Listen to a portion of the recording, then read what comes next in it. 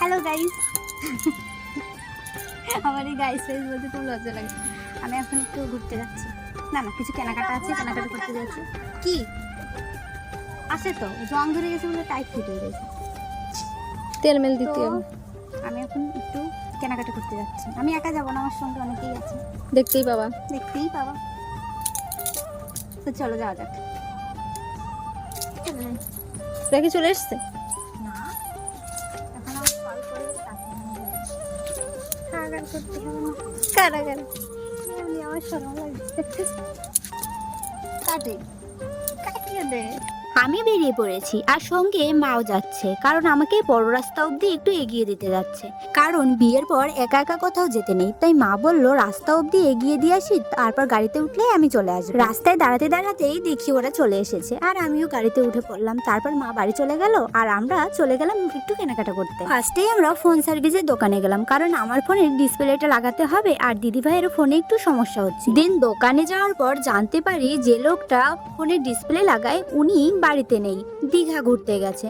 তাই আর আমার কাজটা হলো না, দিদির ফোনটা একটুখানি দেখে নিয়েই আমরা কিন্তু চলে গেলাম কেনাকাটা করতে। আমার বোরের কিছু টি শার্ট কেনার ছিল, তাই বললাম তুমি আগে কিনে নাও, আমাদের দেরি হবে, ওর থেকে তুমি আগে কিনে নাও, তারপর আমরা কেনা স্টার্ট করব। দিদি ভাই আর ও মিলে টি শার্ট গুলো চয়েস করছিল আর আমরা তো ঘুরে বেড়াচ্ছি আর দেখে বেড়াচ্ছি চারিদিকে।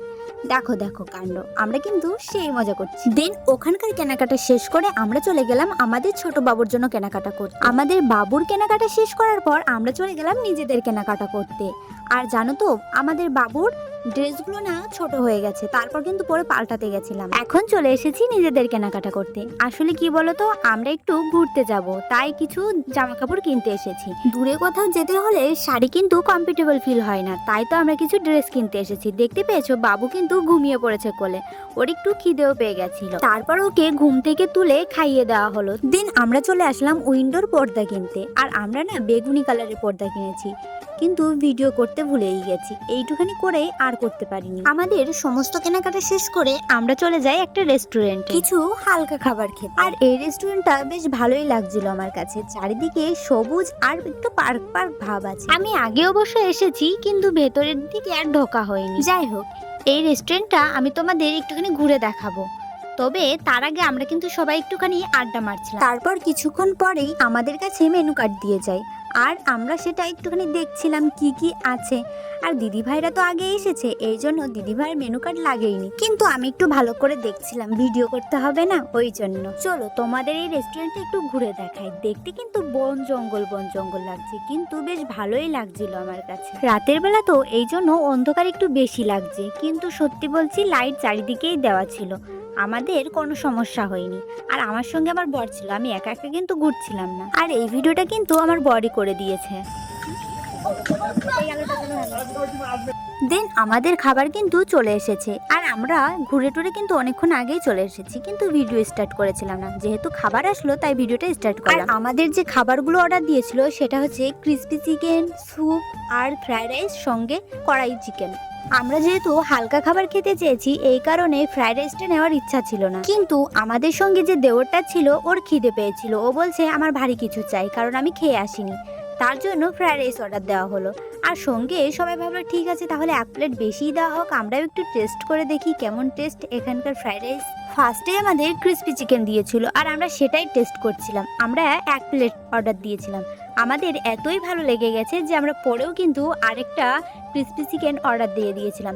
আমার সত্যি খুবই ভালো লেগেছে, সবগুলোর মধ্যে আমার এটাই বেশি ভালো লেগেছে, ক্রিস্পি চিকেনটা। দেন ক্রিস্পি চিকেনটা খাওয়া শেষ করে আমরা কিন্তু গল্প করছিলাম, তারপরে চলে আসলো স্যুপ, আর স্যুপটাও না সেই সুন্দর খেতে। হ্যাঁ, এই কথাটা নিয়ে তোমরা অনেকেই বলবে তুমি না বললে ক্রিস্পি চিকেন সব থেকে ভালো, তাহলে স্যুপ কি করে ভালো লাগলো?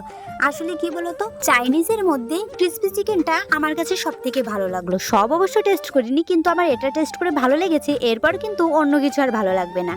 আর স্যুপের মধ্যে আমার কাছে এটাই বেস্ট লাগলো, অন্যগুলো অবশ্য খাইনি, কিন্তু এর মধ্যে সবকিছুই ছিল। যেমন স্যুপ তৈরি করতে যা যা লাগে সেগুলো তো ছিলই, সঙ্গে আবার ছিল চিকেন, এগ, সঙ্গে আবার ম্যাগিও ছিল দেখলাম।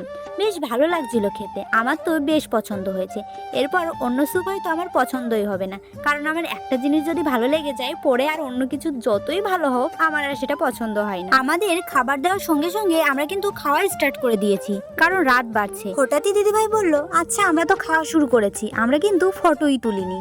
তারপর আমরা কিছু ফটো তুলে নিলাম খাবারের, আর আমি একটু ভিডিও করে নিলাম। আর ক্রিস্পি চিকেনটা একটু ঝাল ঝাল ছিল, তাই তো আমার নাক দিয়ে জল বেরিয়ে যাচ্ছিল, সেটা নিয়েও একটু হাসাহাসি হচ্ছিল। আর জানো তো আমরা যে স্যুপটা খাচ্ছিলাম ওটা প্রচুর গরম ছিল, আর আমরা গল্প করছিলাম এটা ঠান্ডার সময় এসে খেলে সেই লাগবে। তো আমরাও প্ল্যান করে নিলাম ঠান্ডার সময় আর একবার আসবো। তার আগে অবশ্য আসা হয়ে যাবে একবার দুবার, কিন্তু তাও ঠান্ডার সময় একটা প্ল্যান করেই রাখা হলো এখনই, যে ঠান্ডার সময় আসবো আর সবাই মিলে এই স্যুপটা খাবো। দেন ওটা শেষ হতে না হতে চলে আসলো ফ্রাইড রাইস এবং কড়াই চিকেন। তো আমরা সবাই ভাগ করে করে কিন্তু নিয়ে নিচ্ছি। আর আমার যে দেওরটা খেয়ে আসিনি, ওকে আমরা 1 প্লেট দিলাম, আর 1 প্লেট আমরা 3 জনা ভাগ করে নিলাম। হালকা খাবার করতে করতে আমার পেট পুরো ভর্তি হয়ে গেছে, আমার পেট প্রচুর লোড হয়ে গেছে, আমি তো আর খেতেই পারলাম না। তবে কষ্ট করে যতটা পেরেছি খেয়ে নিয়েছি, লাস্ট অব্দি তো আর পারলাম না, তো কি করব, রেখেই দিলাম। দেন বিল পে করে আমরা বাড়ি চলে আসলাম।